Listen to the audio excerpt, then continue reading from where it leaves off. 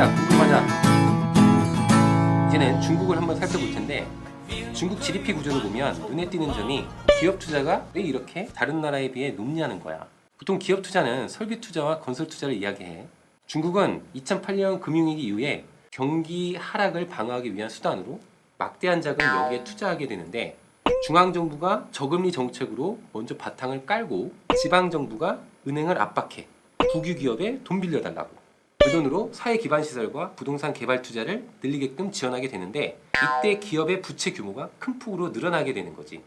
2017년 중국의 부채는 GDP 대비 255%, 참고로 미국은 256%고 일본은 395%야. 몇몇 기관들은 너무 중국 시장 자체가 불투명해서 300%가 넘어갈 거라고 주장하기도 하는데 어쨌든 중국은 255% 중에 기업 부채가 160% 이상이야. 반 이상이 기업 부채로 이루어져 있다는 거지. 이게 어느 정도 수치냐면 한국의 가계부채가 경제 위기의 뇌관이라고 하잖아. 한국의 가계부채는 한국 GDP 대비 95% 정도거든. 그러니까 한국 GDP가 1700조라고 한다면 지금 가계부채는 1500조대의 거야. 이것도 높다고 하는데 중국은 GDP 대비 160% 이상이라고. 참고로 중국은 정부 부채가 47%밖에 안 되긴 하지만 미국은 99%, 일본은 212.9%야. 어쨌든 정부가 암묵적으로 지급 보증을 했기 때문에 이 빚에서 자유로울 수 없어.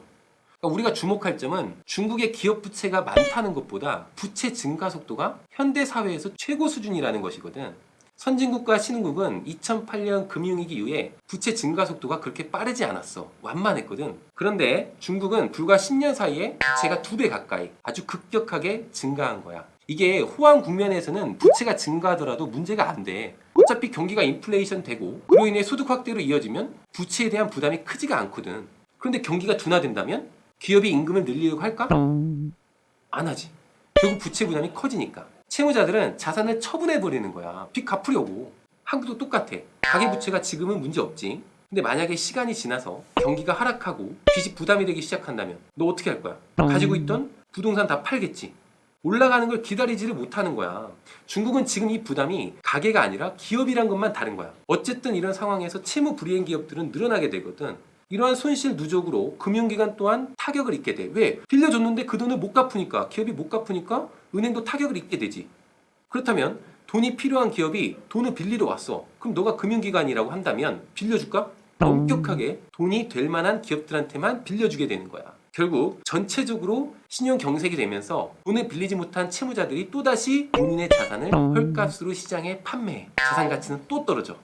이렇게 반복되면서 물가락을 부추기는 거야. 경기 침체는 가속화되면서 결국 경제는 공황 상태가 되는데 이를 지금 중국발 금융위기라고 부르게 되겠지.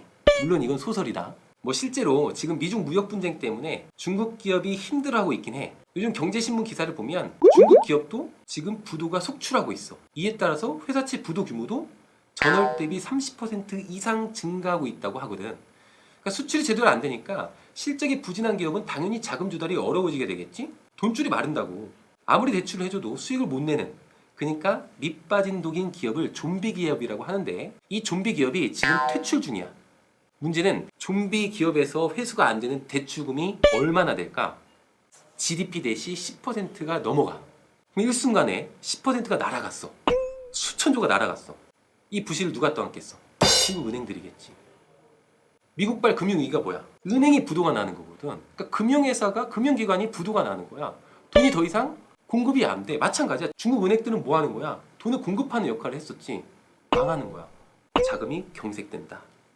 근데 이미 이 문제로 2016년에 시장이 크게 한번 충격을 받았어. 주식시장이 폭락했다고. 자, 여기서 이제 회색 코뿔소라는 용어가 나와. 회색 코뿔소가 저기서 뛰어오면 잘 보일까 안 보일까? 너무 잘 보이지. 엄청 크잖아. 근데 막상 코뿔소가 너를 향해서 달려오고 있어. 어떻게 할 거야? 피할 수 있을 것 같아?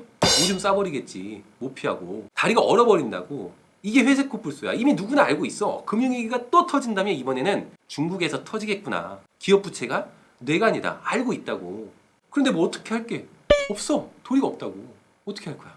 모른 척하고 있는 거지. 감당이 안 되는 거야. 어디까지 퍼져 있는지를 모르는 거야. 봐봐. 결국 미국이 중국이 원하는 게 뭐라고? 위안화의 가치 절상. 그러니까 여기에 중국이 가지고 있는 부동산 버블 우려. 80년대 후반 일본의 그것과 똑같아. 위안화가 절상되면 기업들에게 부담이 될 수밖에 없어. 실제로 연구 결과에서 보면 위안화 절상 속도가 빨라지는 국면에서 고용 증가 속도가 둔화된다고 하거든. 실업률 증가하면 어떻게 돼? 소비가 침체돼. 소비가 침체되면 빚이 부담돼. 또 위기가 오는 거지. 물론 GDP 구조에서 봤듯이 수출 감소를 상쇄하기 위해서 중국은 가계 소비와 기업 투자 이 두 개를 살리려고 엄청난 노력을 할 거야. 시장이 깜짝 놀랄 만한 어마어마한 정책을 내놓을 수도 있어. 미국도 이 무역 전쟁을 길게 가져가고 싶진 않을 거야. 그렇다고 해서 중국의 경제 뇌관이 기업 부채가 갑자기 사라지진 않아. 일어나면 다 죽는 거야, 한국도. 뭐 그렇다고 너무 위축되지는 마. 이거 소설이라, 소설. 어쨌든 이런 시나리오가 있다는 정도만 알면 될 것 같고 중국 표현 이렇게 마무리합시다.